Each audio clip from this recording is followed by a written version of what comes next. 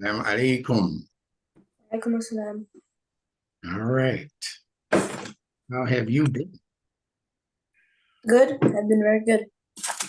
Great, great, great. Anything I need to know about before we get started? Nope. All right. So all is well. Yep. Very good. You look good. Rested. I know you're tired from being in school, though, right? Huh? Tired from being in school. Yeah. See, I want the audience to know that whenever you see him yawning while I'm teaching him, it's not because of me. It's because of his school day. All right. We didn't have any homework this week, did we? No. Oh, good. So let's get started. Let me pull up. And everyone out there in listener land, you know that this is Junior Learner Mahdi here for another lesson. And many of you adults have actually been learning from the lessons that I've been teaching Mahdi. And it's made my life very, very sweet because people are finally catching on and understanding what it is we're teaching as Nunetics. So we'll talk about a little bit of that today. I'm here today, though, to model our new Nunetics t-shirts. And next time I see you, I want you to be wearing yours. Get that? Me? Yeah, you. I have one? Of course you have one. Really? I don't know. Yeah, you do. All of you in that house have one.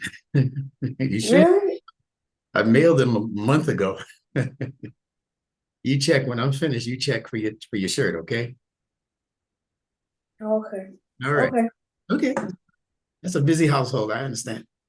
All right. So we're going to get started. Let me find the notes. We have the continuation of sorts, but under a different title. You know, we've been talking about that water cycle, and that's a very important topic. So we're going to continue with that. It's called the earth, the soul, and the water cycle. Can you see my notes okay? Mhm. So thanks for being with me on this Wednesday, April 26th, 2023. Some of this might be repeat, but it's necessary. So I'm going to ask you, my dear friend, to begin reading. Your body is your soul's shell. A shell is designed by Allah to protect what is beneath it. The word social is a secret way of saying soul shell. The five senses operating as parts of your body serve as protection for your soul, your thoughts, and your spirit. Okay. Let me just check one thing in my sound department. And we'll continue after that. Give me just one moment. I'll cut this out of the recording.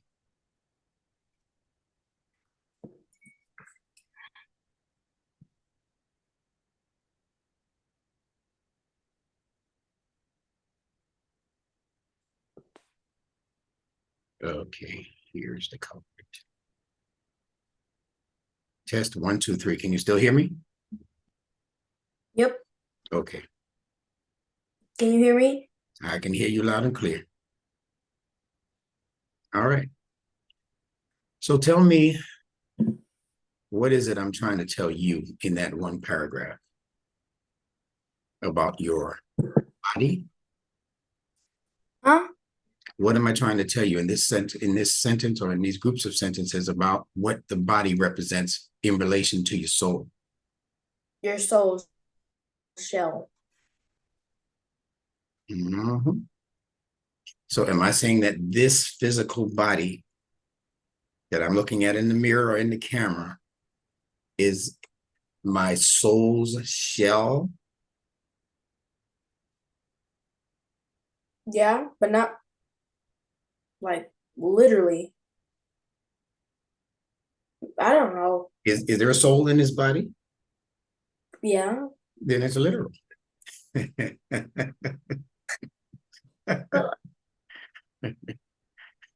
Your soul is contained, but not limited to this body. And I think that's where you were probably going, that the soul Because like when you go inside your body, when you look through your body, you can't find the actual soul. There's not a body part called the soul. This is true. But if you were to have brain surgery and they cut open your brain, would they find your thoughts? No. If you were to have heart surgery and they cut open your chest, will they find your feelings? No. No. They just find flesh and blood and veins and arteries and that kind of stuff, right? So that's a beautiful thing that Allah has done. Allah has created us so that this physical body becomes the carrier for things not spiritual. It's just that the things that are not spiritual, such as our mind, our thoughts, our feelings, our emotions, and those kinds of things, they are generated through the use of these organs, these very important organs like the heart and the brain and the lungs and the kidneys and all of that, but they're not limited to those physical things. So it is my belief that when we physically die, that the soul continues to live on in whatever way Allah designed for the soul to continue as. So the body has certain limitations, and the soul being a part of the body, or I would say the body being the protection for the soul has certain limitations for as long as it is a part of this body or contained within this body. But once the body has been freed through death, then the soul has also been released to do some other wonderful and fantastic things in the universe, depending on how it acted and reacted while it was here living on earth, whether it was positive, maybe it did some things that were negative. So only Allah can judge everybody's actions, right? We don't have that capacity to go around and say, this guy did 17 things good today and 30 things wrong today. No human being can do that. Not even a psychic can do that. Only the creator of everything and everybody can do that. Got that? Mm-hmm. And I'm really talking to everybody else in listener land because I know you already knew that. So let's continue. I want you to read this again to reinforce it into the minds of our listeners. Go. Your body is your soul's shell. A shell is designed by Allah to protect what is beneath it. The word social is a secret way of saying soul shell. The five senses operating as parts of your body serve as protection for your soul, your thoughts, and your spirit. Beautiful. Now, when I say secret way, I'm not talking about like some secret organization with secret handshakes. And I'm talking about that. When I say secret, I only mean that it's not something that's taught to you in school. You know, it's not your usual discussion to say that the word social means the soul's a shell. You know, not a whole lot of people know that, but you know it now. And you know something now that a whole lot of people, even people who study what's called sociology, the study of how social beings operate, even most of them wouldn't know that the word social is like a key word, but just amongst a very small group of people who develop language. And it means, so a lot of words are like that. They are like the word, we spoke about a couple of words and you'll tell me what they mean, but the word intelligence, what did we say that meant? It's like the Remember how we broke it down? huh? Remember how we broke it down? Yeah, yeah. Break that down for me. In is in your body, like in your head and stuff. Tele is like telephone. It's intel in your head. Yeah. And then gents means take away the C, you get gene. There you go. Your intelligence in your genes. There you go. It's the internal communication coming from your genes. That makes plenty of sense to me. So, like I said, it's not that it's a secret because I did it. I looked at the word and I said, wait a minute, they're saying something else here. And I didn't go into any dictionary to get that meaning. I just studied the word. And maybe somebody from the past spoke to me. I don't know, but I didn't get this out of Webster Dictionary or the Encyclopedia Britannica or any of those places. I got it simply from focusing on the word itself. And I said, whoever put this word together must have been thinking along this line or very close to it. Okay, so that's when I looked at the word intelligent or intelligence and figured out what you just gave the audience. How about the word intellect? Do you remember that one? Give it to me. It's like how you learn. It's like the intellect is uh basic the but Look it's at like the word, look at the word, break it down based on the word intellect. What does INT stand for? int int intel. Yeah, it can be intel or it can be internal. Okay. Yeah, either one is good, right? And what Mhm. does elect mean? Oh, internal election. I remember There that. you go. Now break that down a little bit. Come on, give us some more. Okay, so int internal and and then lect is election because when your intellect is basically what decides what in your daily life. You walk up to something. Do I want to feed the animals first, or do I want to swim in the pond or something like that? Choices, right? Mm-hmm. So another way of saying internal election is to say internal choice making inside, right? In your head, you're deciding whether to do the pond thing or to feed the animal thing or to go to the zoo thing or to go to bed thing, right? You're making choices internally, internal election or choice making, right? I'm going to begin every class, if I remember to do so, by asking you to break down these three words: intelligence, intellect, social. Got it? Mm-hmm. All right. Okay. So the body is the soul's shell. So let's look at a couple of creatures that have shells. And remember, all of this is Allah's artwork. No human being did this, as you know. This is all the artistry of the source creator, who we call Allah. So what do we have here? Give us these three creatures, if you know them. Tortoise, crab, and armadillo. Very good. Very good. And they all have three very distinct shells in their design and in their um, way of protecting the animal. I might be wrong about the armadillo. No, you're correct. That's an armadillo for sure. There's another version. I don't know where it came from, but I mean, I think I know. It's like came from China. It wasn't called the armadillo. Okay. Yeah, I'm not familiar with that. I know that when I pulled this picture up, it said armadillo. Okay. Yeah, but if you can somehow find that other one, I'd be interested in knowing what it is and comparing the two. They're probably in the same family, right? Mm-hmm. They look the same. Okay, yeah, yeah. Now, what's interesting about these three is that they don't look the same and they're not in the same family, but all of them have shells of protection. The other interesting thing is that all three of these share some very fascinating and interesting social lives. You know how they speak about crabs in a barrel, right? Because it's very unusual to see just one crab by him or herself. Crabs are naturally social creatures.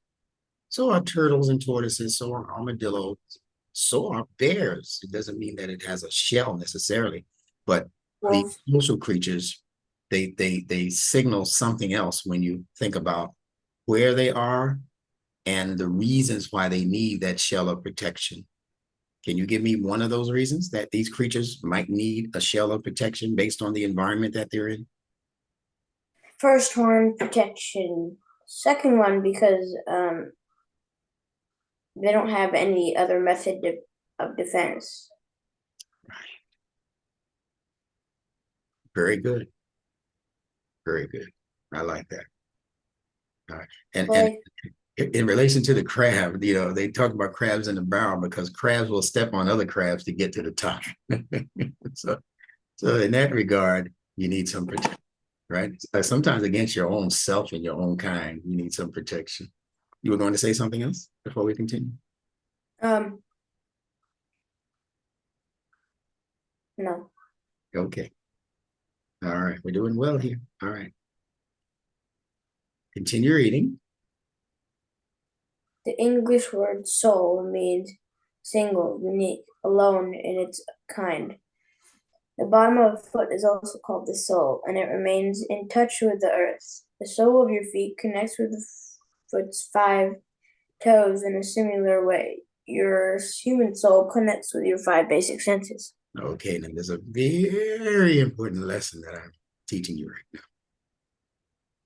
And it's in relation to reading creation, beginning with your human body. Allah put all kinds of instructing signs in the design of this human body. That's why numetics is the science of identifying each letter as a part of the human body first.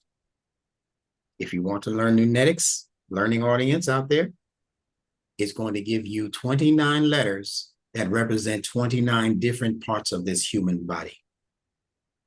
And all you really have to do is study what those parts of the body do as actions, and then apply those actions or those functions to the meaning of the words in the Quran that carry those letters. It's so fascinating.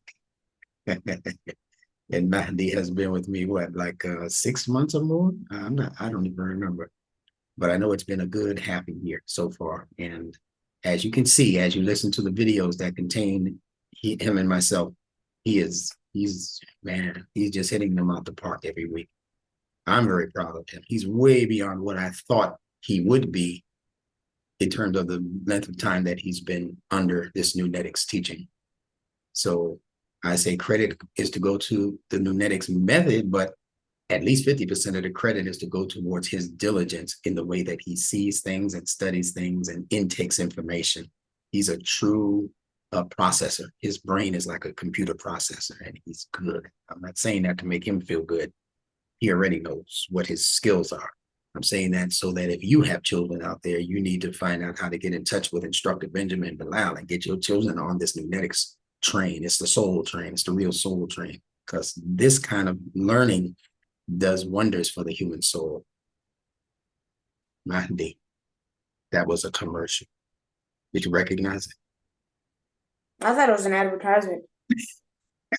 What's the difference? Okay, so the English word soul means a single, unique, alone in its kind. And you know that they call the bottom of our foot a sole also. Mm-hmm. Right? Yeah, right. So the bottom of our foot,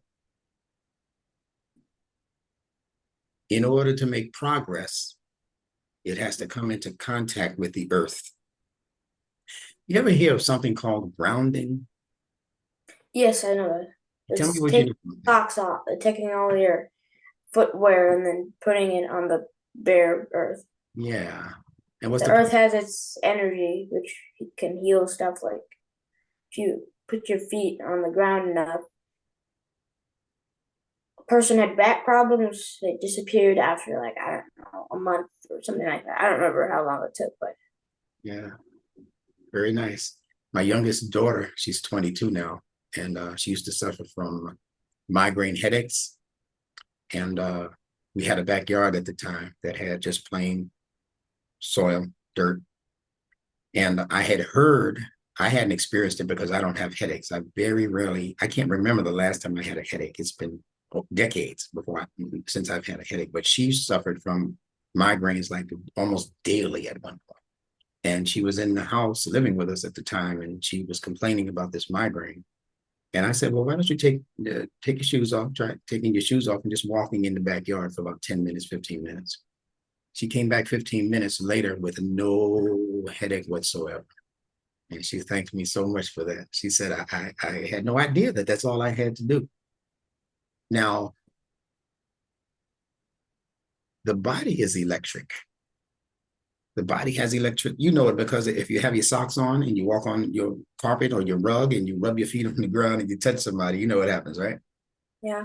You can shock them, right? Because the body is full of electricity also. And the ground is magnetic. The ground has magnetism. So the combination of electricity and magnetism is what causes that friction. And because the body operates like that, if there are some disturbances in the body, then the the magnetic earth can pull those issues out of the body. And this is why people feel better also, as you said, when they take their feet off and ground themselves in the earth. You know, in the Quran, Allah says in one place that he created us as human beings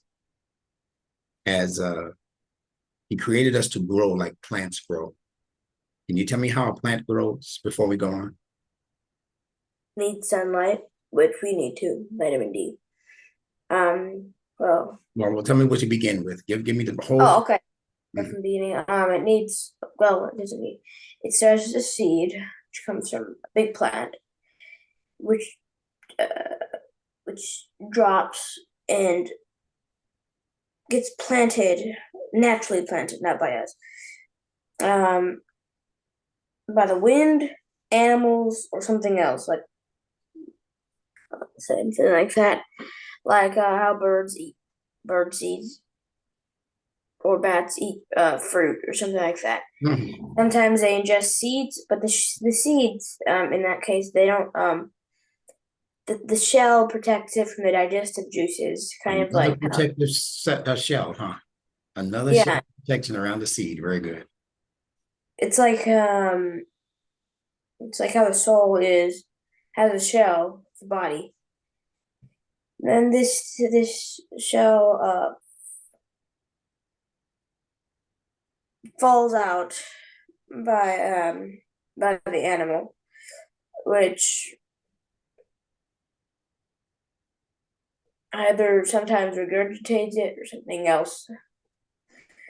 And it falls somewhere in the ground.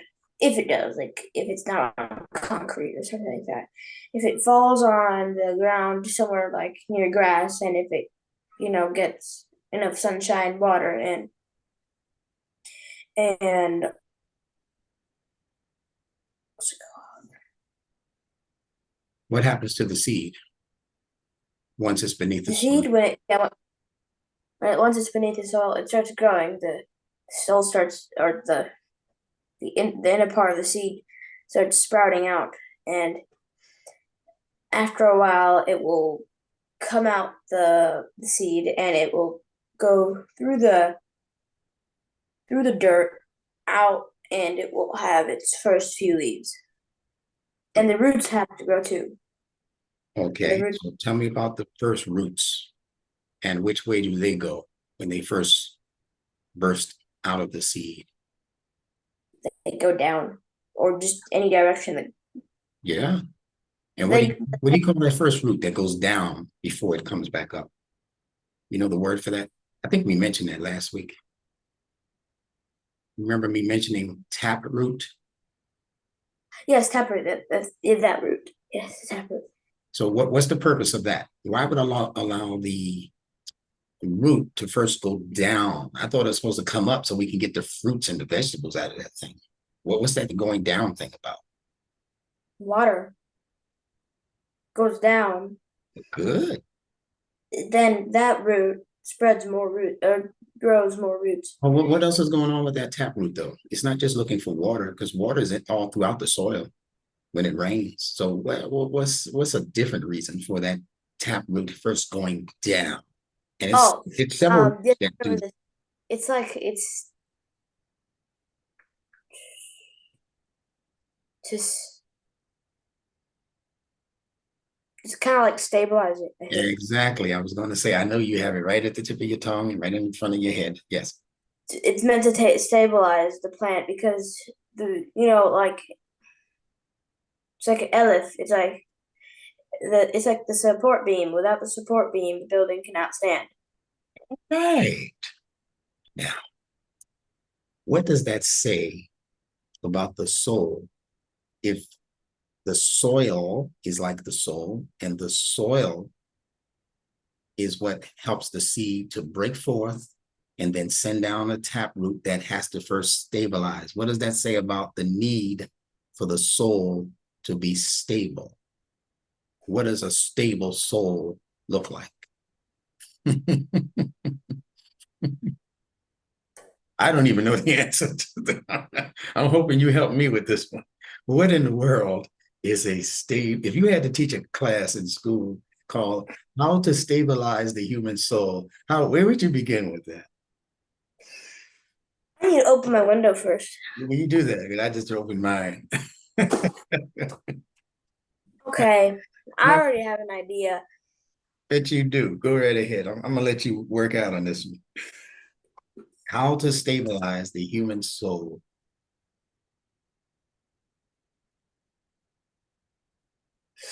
So what I'm thinking is that it's whether the soul is secure or insecure. That's why soul the secretly means the soul's shell, because when like in the community, like in any community, there's a hierarchy. Like this person, like there's the bottom, like in the like what's it called?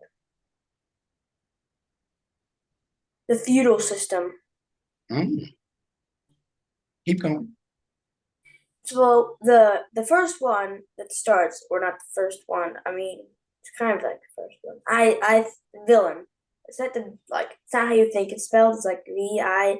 It's not like the villain.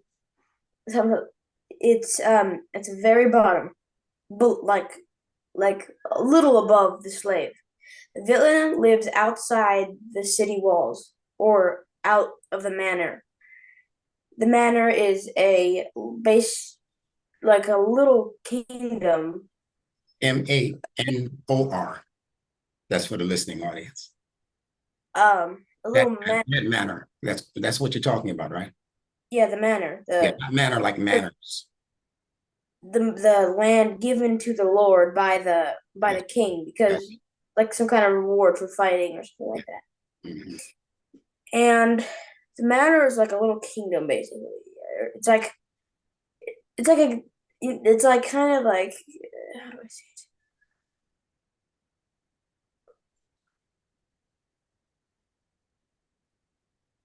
It's like the miniature version of like Babylon or something like that. Mm, Well, I don't know. It's a small kingdom. That's what it is. got you. And the feudal system do it. And the what's it called? That there's like little parts of the land given to what are they called? I forgot what they're called. They're like the next thing down from the Lord, which rules the whole manor. And when some of the land is given to the land is called fiefs, but I don't remember what the guy is called or person is called. But he's in the high. And yeah, and it's like third place in the hierarchy. And then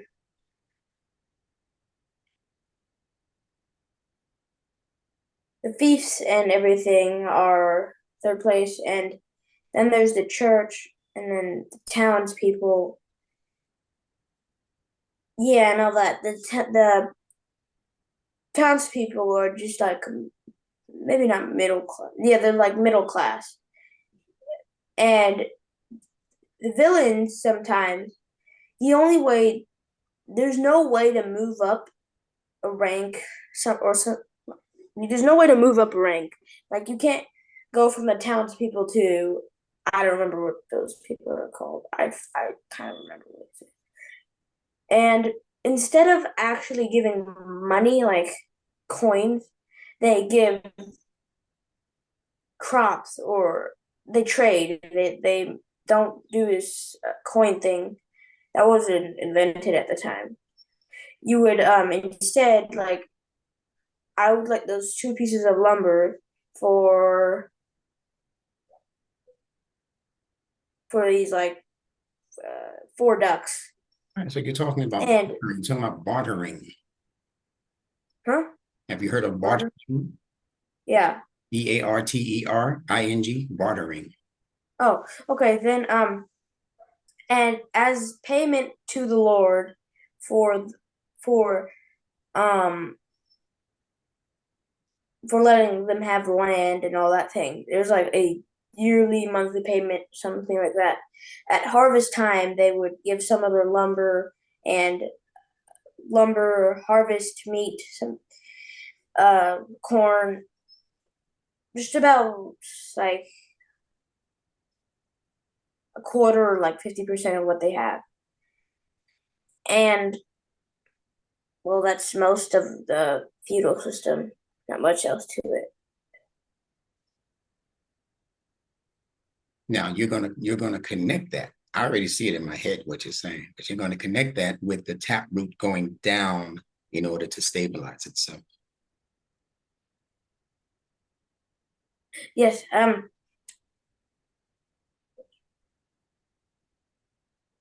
So it's when you're in the like when the taproot is like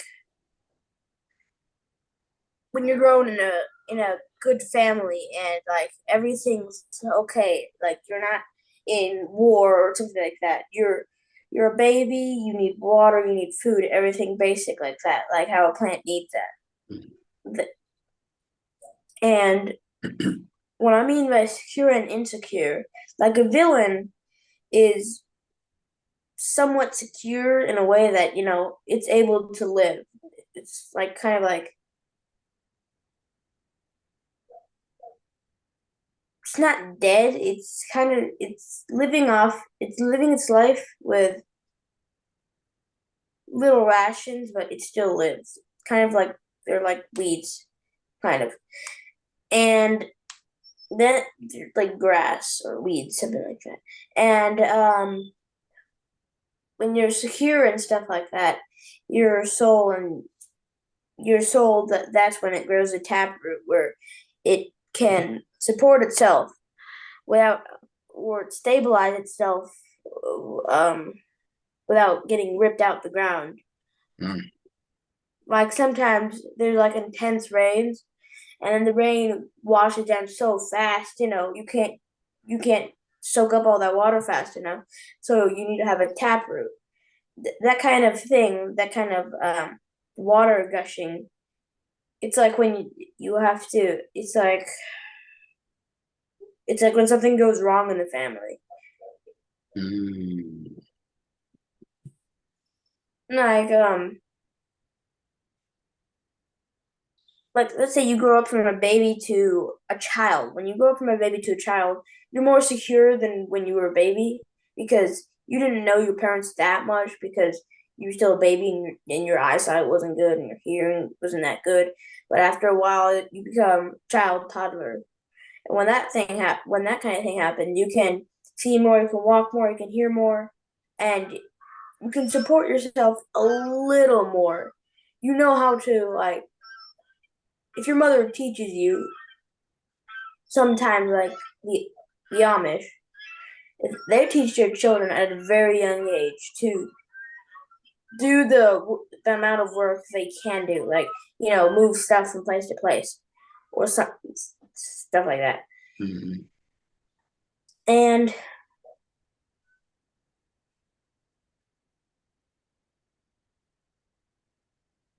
when the child is secure, the taproot is there and it's stabilized. So it starts growing these other tiny roots to help it stabilize more Yeah. and more and more and Yeah. more. More And support. after a while, when you're social enough, and like in a in a school, it's like there's like social classes, like let's say you're the this normal person in the school. You have friends and that kind of thing. And then there's the people that just don't have any friends. They're just quiet all the time. They just sit down, read a book or something like that. And then there's the people that are like they have like so many people around them, like the most famous or something like that. The most famous person in the school, he or she, it's very fun and happy and all that thing and all that kind of thing. That kind of thing. That's when you're like when you're famous and that kind of stuff. You're you're socially secure. Your taproot has been rooted. Your roots have been grown. You are more than stabilized. But when the really big stuff happens, like a thunderstorm, like the worst of things happen, like all the rain comes down, the thunder strikes. That's when something like you've done something wrong. You've done something horribly wrong And you to can make become everything. destabilized at that. You start your root has started to get exposed. You know But you what's interesting about what you're saying, and you're saying a lot of deep, deep things that are really philosophical. They're really more philosophy. You might not realize that because you're just talking from your experience and the things that you witness around you. But a thinker, a scholar would say, if they heard what you had to say, they would say, this young man is deeply philosophical. As you were talking, I was painting the picture in my head about what you were saying about the taproot and how the taproot is developed, and the fact that it has to go down to become stabilized. And then it has to come back up with more support. That's exactly the way leaders are born. Leaders just don't pop out of nowhere.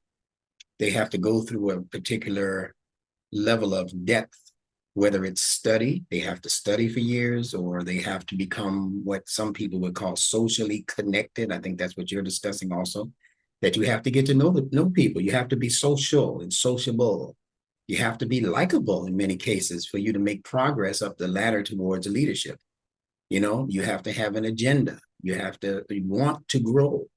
Again, the Quran says that Allah created the human being as a plant to grow in the same manner as plants grow. So just as plants need stability, the human being also needs stability. And if we're comparing the soil to the soul, then the soil needs a certain conditioning that allows the seed to eventually open up and express itself. When a child stays quiet, all to themselves, like in an unusual kind of way, not just a normal kind of shy way, but in an unusually distant, like, I don't want to talk to anybody. I don't want to answer any questions in the class. I don't want. And he stays what they call in his shell. isolated. Huh? Isolated. Yeah, definitely. Look at that word. Let's give one more word to our lexicon. Isolate. Can you break that down for me? What is ice? Ice to freeze up.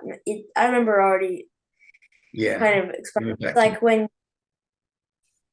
you're emotionally froze up, you don't want to accept any emotion. You're just kind of sad all the time. You're mad and sad. You don't want to do anything at all. You just want to sit down, eat some chips, something like that, and then watch TV. That's it. Yeah. And what happens to most plants when it snows? They shrivel up and die. That's right. So look at this ice, but we're seeing it now as ICE, right? Mm-hmm. Soul, SOL, but we're seeing that now as SOUL. And if ice begins to surround the soul, and the soul no longer has the conditions necessary for growth and expansion and expression, then the soul becomes dead. And one of the words for being dead is late. Isolate. The late Dr. Martin Luther King. You get it? Whenever you call somebody late, it means they're no longer here. All right. So isolate is another one of those secret words in the English language that has meanings way beyond what the dictionary gives you. So if you isolate people from other people, then people's souls don't have a chance to meet and greet each other. And if the souls are not meeting and greeting each other, because how often will you see a garden with just one plant? Never. You might have one plant on your windowsill that your grandma's growing, but that's not how most plants grow. Most plants grow in an environment of plants, herbage, vegetation, right? So like grass. and it definitely, if nothing else, grass and other creatures feed off of that grass. As insignificant as we might think grass is, a dog will come and urinate on the grass, the tree, and it. So some of these creatures treat these other creations as though they're nothing, but that's not really what they are doing in their psyches. Nature is dictating to them to urinate on the tree for whatever good that does for the tree. Just like the horse will drop his dung in the soil, right? And when we see it, we go, what is poo in the dirt? But that's the dirt's nutrition. that's plant food, you see? So the way we see things when we view nature is not the way Allah, the source creator, has created these things to operate. So that's why we have to really look at things and step back and look at things and take judgment out of it. Like, don't try to say that's good, that's bad, or anything like that. Just study creation. That's what science is supposed to be about. The study of something, what they call objectively, not letting your subjective mind, your judgment or your viewpoints or your prejudices even get into the experiment, right? That's when you're going to get the most out of that experiment. Now, I want to continue with this because I hope to finish this in the next 15 minutes with you. So we're going to get back to the idea of the soul. Thank you for your explanation of the tap root, which has to go down and then come back up. And that's why they say, be nice to people on your way up to the top, because very often you'll have to meet those same people on your way back down if you happen to fall, right? Mhm. Okay. So getting back to the main idea here. The bottom of the foot is called the sole, and the sole of the foot has to remain in touch with the earth if it intends to stand up and walk. Now, if you don't intend to stand up and walk, the sole of your foot does not have to touch the earth. You can sit in a lotus position with your legs crossed, and you never have to touch the earth if you don't intend on going anywhere. But if you intend on making progress forward, then your soul has to touch the earth. And that's a major, major, major sign from the source creator who created us like that. If you're going to stand up, meaning be upright in your conduct, etc., then the soul has to be in touch with the earth. And we're going to talk about what that earth represents in just a moment. But here in the pictures, you can see on the left, your 5 basic senses. Name them for me, please. Sight, taste, smell, touch, and hearing. Very good. And all of those are connected through your nervous system to your brain. We've learned some of that already. We'll learn more of that in the future. But those 5 basic senses right there allow you to express yourself as an intellect. That's what this brain is representing, the human intellect, that internal election we talked about earlier. Now here, and by the way, a lot of people won't be able to tell you this, but the soul, although we think about it as something that's like connected to the heart and only the heart, and the soul is the heart and the feelings and all of that, but the soul, more importantly, is connected to the intellect. The intellect in the Quran is actually more connected to your thinking than it is to your feelings. In other words, the intellect in the Quran is called, not the intellect, pardon me, but the soul that's given the name nafs. We're going to talk about that next week, N-A-F-S. The soul is called the nafs, but the nafs is more connected to your intellect and your personality than it is to your feelings, or what they call your heartstrings. But you'll learn that next week. Okay, we spoke about that, I think, in maybe a class or two when we first started, but we'll get back to that. That's important for where it is we need to go. So tell me what's happening in the picture to the right. It's some person showing his soul or feet to you. That's right. How many toes? 1, 2, 3, 4, 5. And where's the sole of the foot located? Right beneath the toes. That's right. This area right here, right, that I'm circling. Uh-huh. So just like this is the soul in the intellect, there's also the operation of the human soul. And operating above the intellect, or connected, I should say, to that intellect are your 5 basic senses, just like connected to this sole of your foot are the 5 toes. And every one of these toes, and even the size of the toe, is related to something that's operating in 5 of your 5 senses, all 5 of your senses. So that means that one of your senses obviously is bigger, or maybe even more important than the other 4 senses. Can you take a guess at which one of your 5 senses is probably the most important of your senses?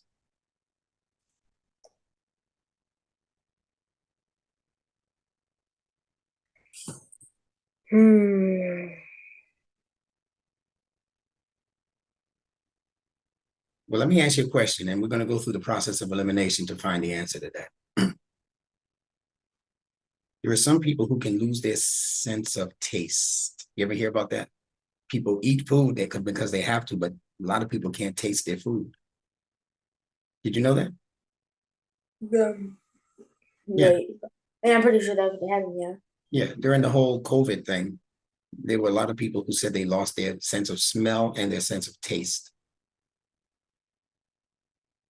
So you can lose both of those senses, or they can become diminished. You don't have to lose them totally, but they can become greatly lessened. Okay. I know that, but yeah. So that's 2 senses right there: your taste and your smell. But you can live without them, right? mm-hmm. Okay. Let's go to hearing. Are there people who can't hear at all? Yeah, let's still communicate. They can still live. So take hearing off of the blackboard.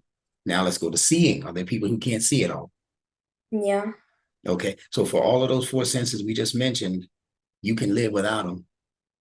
You'd be in distress maybe if you can't see or you can't do certain things that sighted hearing people can do, but you can still live. Is the You point. lose your sight. Go ahead. Okay, never mind. Well, then the natural question is, what's the last of the 5 senses that's left? Touch. Okay. Can you do without touch? Yeah, but it would be a really. And you know somebody on this planet Earth who has no sense of touch? No.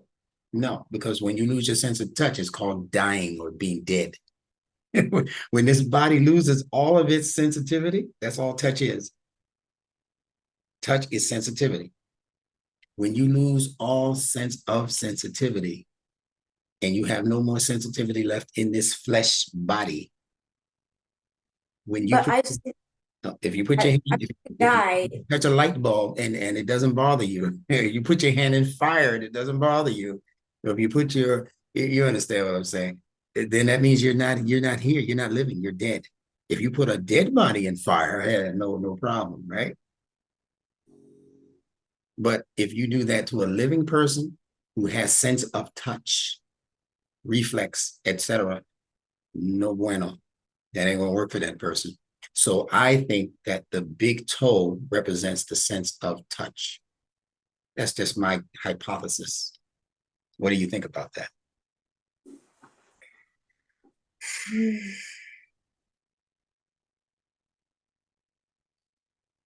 I don't have any disagreement with that.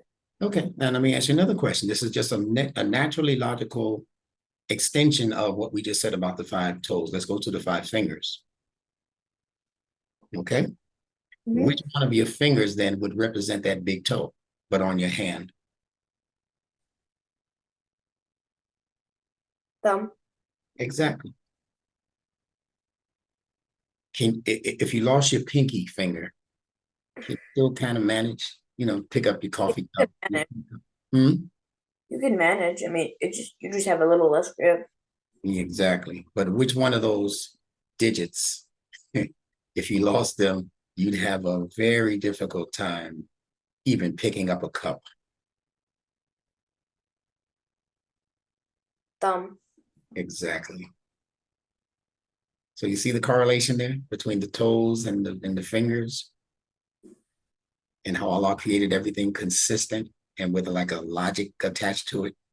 All right. So what is the message to the human brain? You should be more concerned about touch than about any of the other senses. Meaning, when I say touch now, I'm talking about being sensitive to people, because that's what touch is. It's sensitivity. Just be sensitive. When you lose your sense of sensitivity to people, they say you're being cold. That's when you begin to isolate yourself. And you say, I don't need people. I don't need my family. I don't like my mother.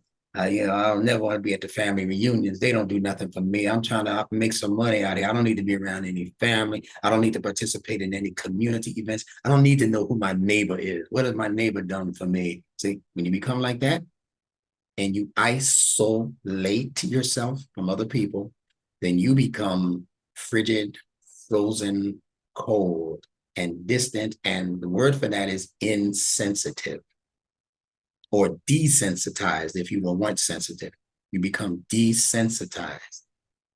And that means that even though you're walking around and talking with this body and these limbs, you're not really alive. According to the Quran, they call that being dead. The Quran calls it being dead. When it's not talking about people buried in the ground. When it talks about the dead, when the Quran mentions dead, it means people who are no longer in touch with life force, with living issues, with helping people. You get it? Can you add anything to that? Nope. Okay. But you understand what I'm saying? Can you repeat some of that back to me? About the Yeah. difference between living and dead in the Quran. Not that it's When not talking about when you physically die, it's talking about that also. But most of the time, the Quran is mentioning life and death. It's mentioning it in the way that I just described. And I'll say this to you before you make your comment, that the word for dead in the Quran is called a mate. Can you say that, like M-A-Y-T? Say that. MAIT. Or M-A-Y-T, mate. Oh, MAYT. Yeah. Pronounce it for me. Mate. Yeah. Yeah. Okay. Now, the Quranic Arabic word mate is consonantally connected to the English word mute. M-U-T-E. What does mute mean? Silent. Exactly. But are you necessarily dead if you're silent? Nope. No, you can mute your television. It doesn't mean that the program's not going to continue running, right? Mm-hmm. You just muted out the sound. So mate is not always dead, like the loss of life. Mate is also when you refuse to hear anything and anybody except what's going on in your own head. You become deaf to everybody else and everything else, and you become the only important thing. The Quran is also referring to that personality type as dead or mate or muted out. They have self-muted themselves away from hearing other people's concerns, away from hearing other people's distress calls. They say, well, let the government help those people. I don't need to help those people. He needs to get off of the highway and stop begging and go get a job. That's what we say to people out there. That bum needs to go get a job. And we don't know what the life experience of that so-called bum actually is. He could be a Vietnam veteran who went to war for his country and came back and got a bad deal from his own government. You understand what I'm saying? He Mm-hmm. thought he was going to do something very noble, and he did. In his head, he did something very noble, but he came back. And the same government that he went over there to fight for, the same country he went over there to fight for, now comes back and says, we don't have any money in our coffers for you. We have billions of dollars to give to foreign countries. but we don't have any money for you veterans. See, that's wrong. That's wrong. And the government in that case is made. It's a dead government, dead end to people's sensitivities on that level.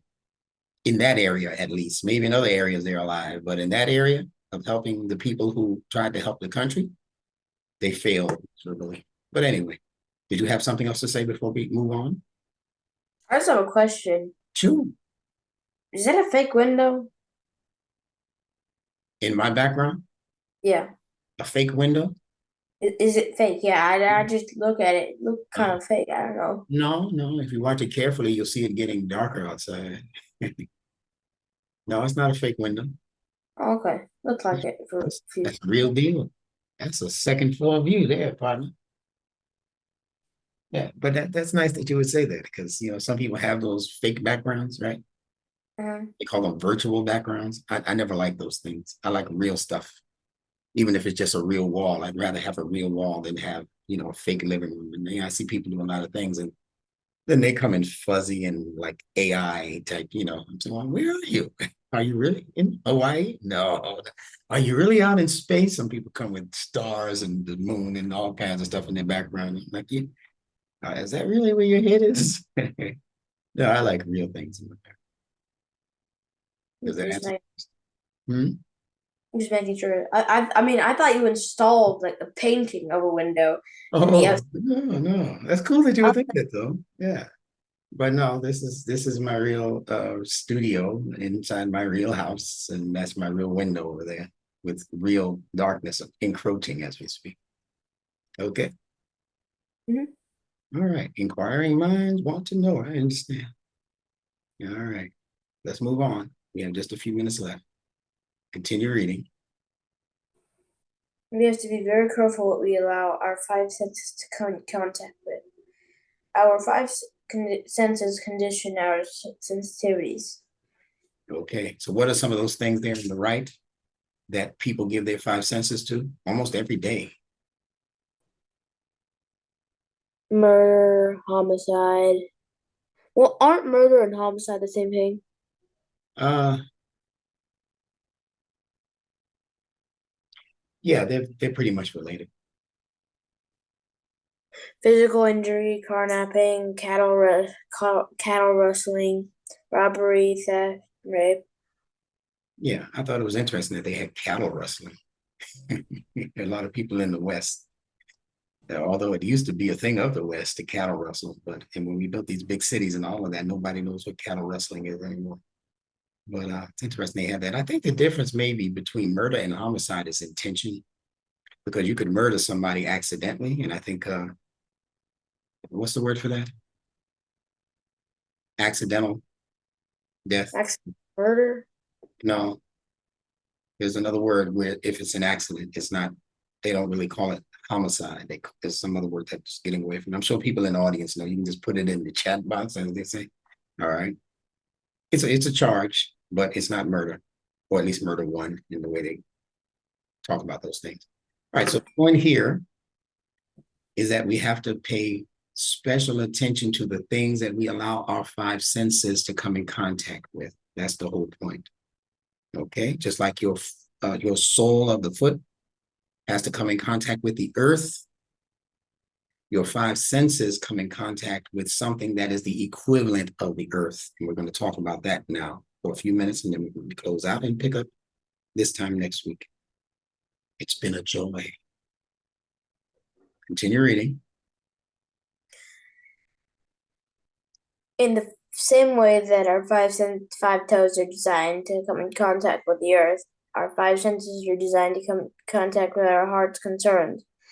Our five sense intellect should be supported by our heart's concerns. Very good. You understand that? Mm-hmm. Explain it back.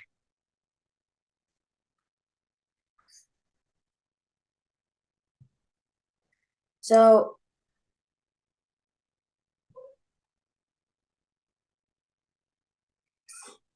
like how our five toes are designed to come in contact with the earth,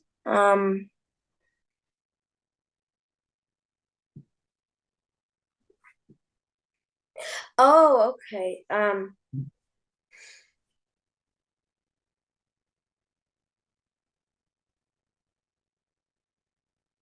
Our five senses are genital. Move back just a little bit so I can see your whole. Okay, so when Move back a little bit so I can see your whole face. okay, when your five sense internal election should be supported by our heart's concerns. What that means, or your, couldn't you put soul's concern? No, I said heart for a reason. We didn't get to it. That's why you're stopping. Because if you had gotten to the bottom part of that, you'll understand why I put a heart.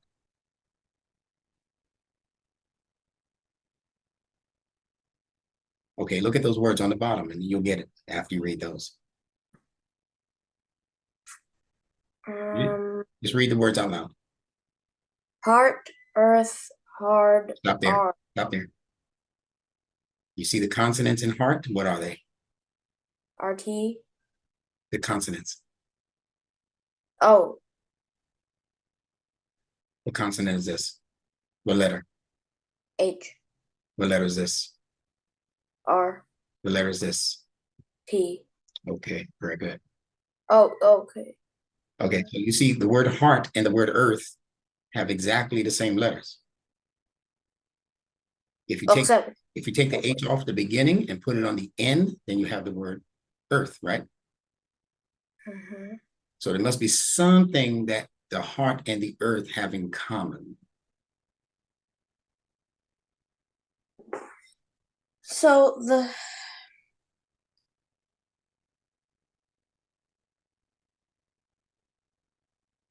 the earth wants to live, the heart wants to live. Does the earth breathe? Oh, Does the earth beat? Does the earth have a beat? I think, well, it's magnetic. Continue.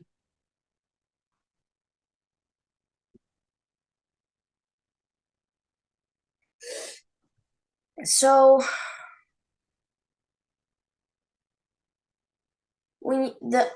since the earth is a magnet, when it sucks the electricity, when your foot touches the ground,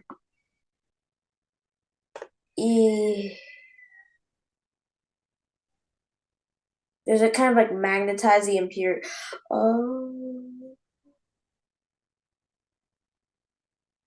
Oh, okay. I think I because in the heart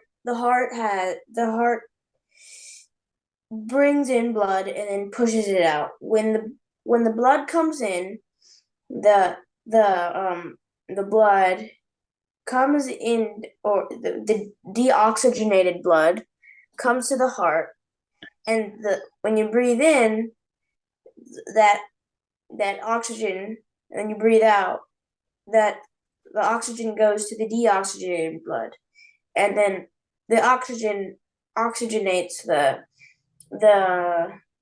deoxygenated blood, and then the blood is oxygenated blood, and then that goes out.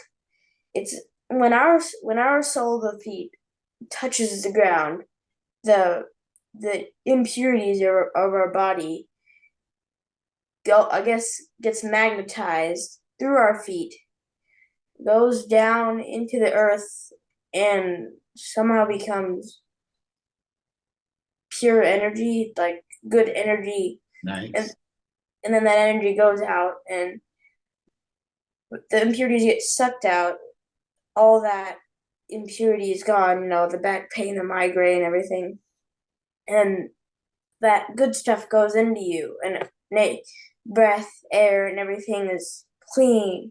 And all that comes into your body, and the impurities are sucked out, and I guess you become oxygenated,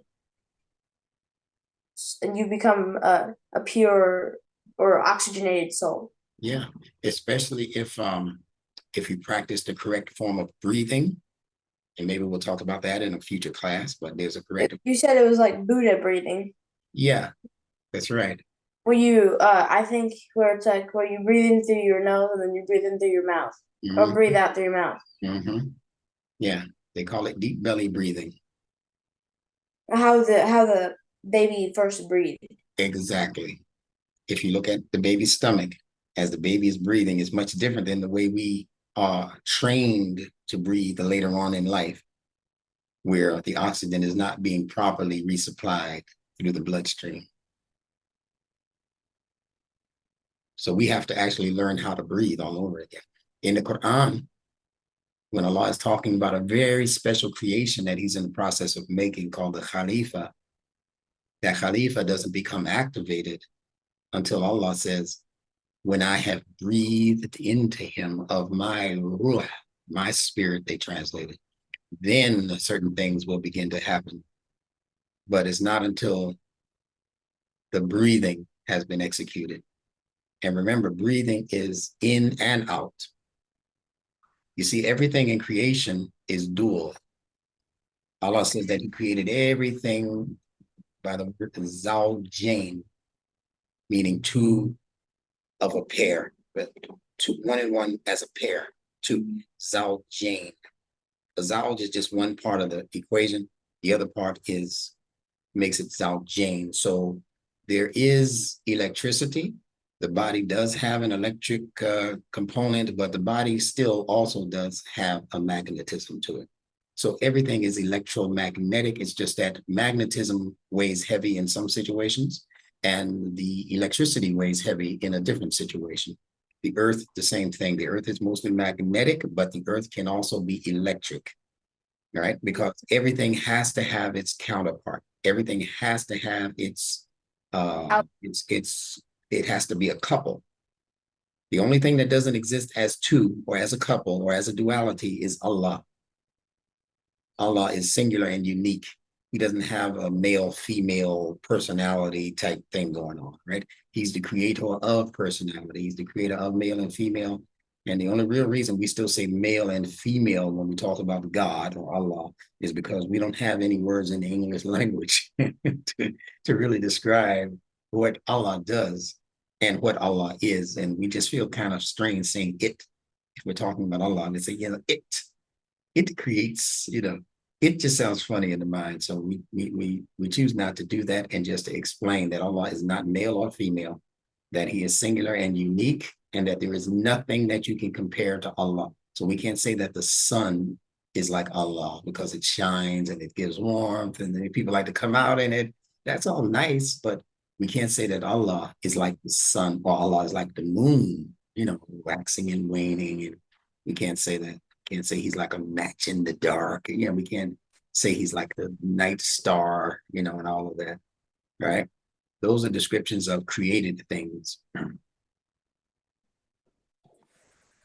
So we can't compare Allah to anything in creation. So that's the end of today's lesson. But I wanted to leave you with those few words down there: heart, earth, and the word hard are all consonantally connected. So the earth is hard. If you've ever fallen on it, the earth is very hard. Okay. You could fall on some soft parts of the earth, like grass or something, or turf or something, and, clay or something. But generally speaking, the earth, So hard. yeah, it's pretty hard. And sometimes we say that about people's hearts, right? Like you're very hardy. Like your personality Yeah. is Yeah. is persistent. It's like, this guy lives in the nature and stuff like that. He Yeah. is hardy. You have to like be a persistent person or something like that to, break down his personality. Yeah. Yeah. But we know even in the Quran and in the Bible, Pharaoh is spoken of as having his heart hardened in time because he kept rejecting Allah's guidance. So Allah says that his heart became hardened. Okay. And the Arabic word for earth is ard. Say that? Ard. Yeah, that's the Arabic word. In fact, that's where the English word earth came from the Arabic word ard. Because D and TH are interchangeable. D and T are interchangeable. So the Like H in earth is also the D in art. Speak. it's like kind of like aardvark. An aardvark is Mhm. an animal that eats ants by digging into. It lives in the savannah. It's interesting looking. It has very long and big, thick claws to dig into the ant's nest because when ants group up in like gigantic form, they have to build a very big nest. Yeah. And you see these nests, they're like sometimes 5 foot tall. They get big because it's all made of clay. It's all made of so the ants like spit or something like that. They make it wet and then they build it. And Yeah. they stack it on top of each other over and over again. Yeah. And the aardvark. And when it solidifies, it's actually pretty strong. Yeah. Aardvark means earth pig. In case you were wondering. But the ardent, that ardent in aardvark comes out of the Arabic language because it means earth, but ardent means pig. And then of course we have um the comparing of the soil with the soul, which we spoke about earlier. So you've done excellent today, man. Listeners, put your comments in the comment box on this one. You know he tore up the stage today, all right? And he also cleared up the confusion that probably many of you were having about whether that was a real window behind me. Mahdi cleared that up for you today, didn't he? All right. Now, if we sit here any longer, it's going to be totally dark outside, all right? Yeah, 7:12 p.m. Eastern Standard Time where I am. I don't know what time it is over there where you are. same for me. Oh, okay, great. All right. So with that said, we thank Allah for us being able to get together another day. I look truly forward to next week this time, where we're going to do a continuation of the same lesson. Same lesson until we complete it. There's more to be discovered. And are there anything or is there anything you'd like to say in closing to the many people who listen to you every week?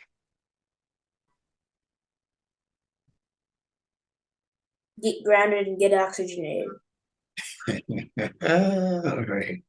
Yeah, this weekend I'm gonna go walking in my front yard so I can get it grounded. And you feel good after you do it. Your shoes are artificial. Did you know that? You should know that. Yeah, I know that. I mean, Yeah, I shoes should. are Oh, artificial. Yeah. Most people in the world, so-called primitive people, they walk with their bare feet on the ground. And that's what keeps them grounded. But when we wear shoes every day, we cut off the connection between the earth and the brain as well. some people grow very old. Like they grow up to like 110. They actually still look pretty young Yeah. because they've been Yeah. like Yes. Yeah. they've been barefoot all their life. They've never even worn a single sandal, shoe, or anything like that. Or That's right. even never heard of it. That's right. They just wore. They just, I mean, they didn't wear their. Yeah. You can't wear your bare feet. Um, Yeah. they just walked bare feet all their life, and Yeah. they look young, and they're still able to do stuff. Indeed. And I think if we went back to that, we'd have some of those advantages also. But we'll explore that next week. You bring that up again. And there's some other very surprising facts that we're going to go over this time next week in relation to the soul and the development of the soul. Okay? Mm-hmm. All right. So inshallah, we'll see each other this time next week. Salaam Alaykum. Alaikum salam.